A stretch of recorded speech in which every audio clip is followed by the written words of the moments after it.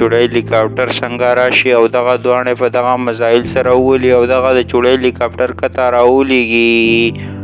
او ایسته دلدل شي اور والي. د چوړیل جهاز ګلونو ماشومانو که په سټوري ځان پوه کول غواړئ ویډیو راسه تر اخره پورې وګورئ. په یو ځنګل کې به یو سیټه یوه چوړیل اوسېدله چې هغه ډېره خطرناکه چوړیل وه او هغې به همیش د کلي نه ماشومان راپټول او دغلته به یې راوسته دغې ځنګل ته او دغې ځنګل کې به یې ځان ساتل او ځینې به یې خواړه. نو یو ورځ دغه چوړیل ځان سره ولاړه وي په دغه ځنګل کې او دغه خبرې ځان سره کوي. ارې خدایه پاکه ډېر وخت مې هم څه ونه خوړه او ډېره وږې شوې یمه. دا 2-3 ورځې نه شکار نه دی شوی. نن مې یو کلی ټارګټ کړی، په هغه کلي به ورځمه او د هغه کلي نه به ماشوم راوچتم او ځان سره به یې ایسته زه خورمه. او د ټولو نه پکې غټه خبره دا ده چې ما څه هلیکاپټر هم دی، خپل هلیکاپټر نو په دې کې به یې راوړمه او ځان سه به یې دلته ځینې خورم او ځینې به ساتم. بیا به چې کله ماشومان نه میلاویږي نو بیا په هغه ټیم کې خورمه. نو په دې کې چوړیل دغه خبرې ځان سه کوي او وایي بیا زه داسې چل کوم چې په دې هلیکاپټر کې ځمه او د هغه کلي نه واړه راوړمه واړه، نور خو هسې هم څه نشته ده. په دې کې دغه چوړی هلیکاپټر ته ختلې وي او په دغه ځنګل کې روانه وي او اخر په دغه کلي کې باندې خپل جهاز کوز کي او دغلته د چوړیل د خپل هلیکاپټر نه جهاز نه راکوزه شي او خواته وردېږي او په دې کې په دغه کلي کې یو ماشوم را روان وي او هغه ماشوم ځان سره په جادو جهاز ته وروخیژوي او بیا په دغه ځنګل کې جهاز بیرته را روان کړی وي او بیرته را روانه وي دغه چوړیل. نو په تېره اخره خپل ځای ته راورسي او خپل ځای کې چې جهاز کېنولی وي او دغلته ولاړ وي. نو په دې کې ورته دغه هلک وایي ارې چوړیل زه خو ستا نه ډېر زیات یارېږمه او ته ما بچ که بچه، زه خو ستا نه ډېر زیات یارېږمه او ته ما پرېږده زه خو ډېر زیات یارېږم او ما پرېږده. نو په دې کې ورته دغه چوړیل وایي ارې تا به زه هېڅکله هم نه پرېږدم هېڅکله، ځکه چې ما د ډېر وخت نه څه نه دي خوړلي او ما ته تېره اخره ته یو شکار میلاو شوی. نو تا به څنګه زه پرېږدمه، څنګه به دې اخر پرېږدمه، تا به زه خورمه.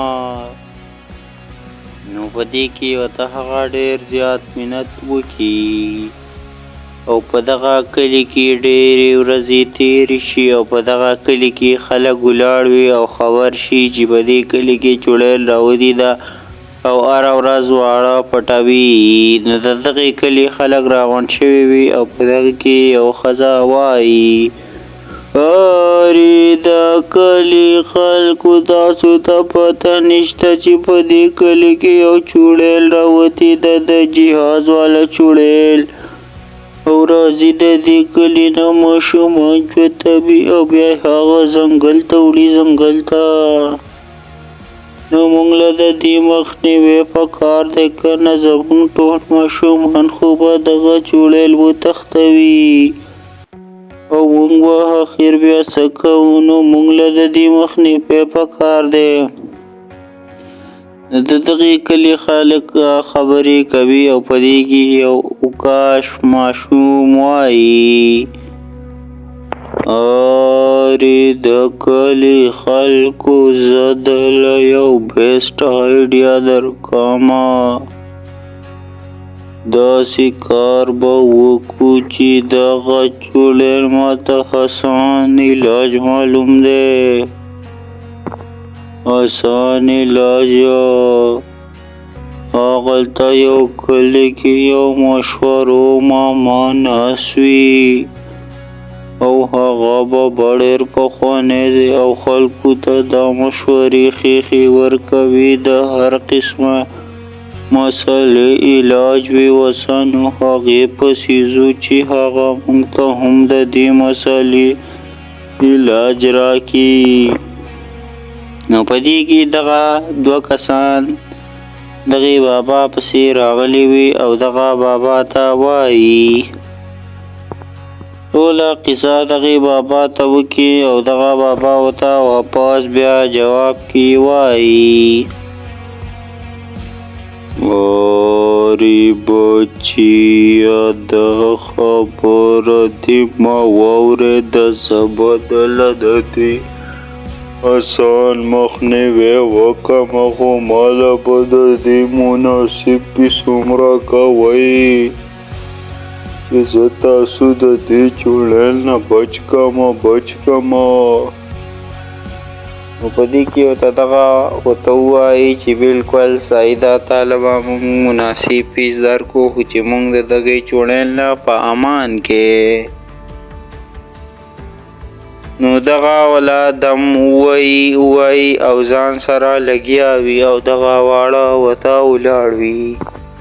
او دغې له یو مشوره ورکړي او دغه واړه خپل کلي ته لاړ شي او د دغې کلي خلکو ته دغه خبره وکړي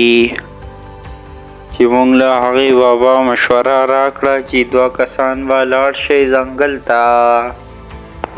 او هغلته به کښېنئ او ځان سره به یو تیره مزاحل ویسئ او چې هغه چړیل هلیکاپټر راغی نو ډایرکټ به وولئ او کښته به راولېږي نو په دې کې دوه کسان هغه ځنګل ته تللي وي او د چړیل انتظار کوي نو یو کس هغه بل ته وایي ارې هلکه زموږ خو دلته ډېر ټایم وشو او په دې کې خو هغه چړیل هلیکاپټر رانغی نو دا څنګه خبره شوه ده په دې کې دغه دواړه خبرې کوي په دې کې د چړیل هلیکاپټر څنګه راشي او دغه دواړه په دغه مزایل سره وولي او دغه د چړیل هلیکاپټر کښته راولېږي او ایسته دلدل شي اور والي نو په دې کې دغه د کلي خلک د دغې چړیل نه په امان شي ګلونو ماشومانو دا سټوري د دې ځای پورې وه د داسې سبق آمیزو ویډیوګانو لپاره او زموږ چینل لازمي سبسکرایب کړئ ځکه چې دا چینل د پښتنو دپاره خاص شوی دی نو په دې لږ سپورټ زیات وکړئ دا ورڅخه خامخا سبسکرایب کړئ او موږ ته په کمنټ کې ووایئ چې د دې سټورۍ نه تاسو څه سبق حاصل کو د بلې ویډیو راتلو پورې د لوی الله په امان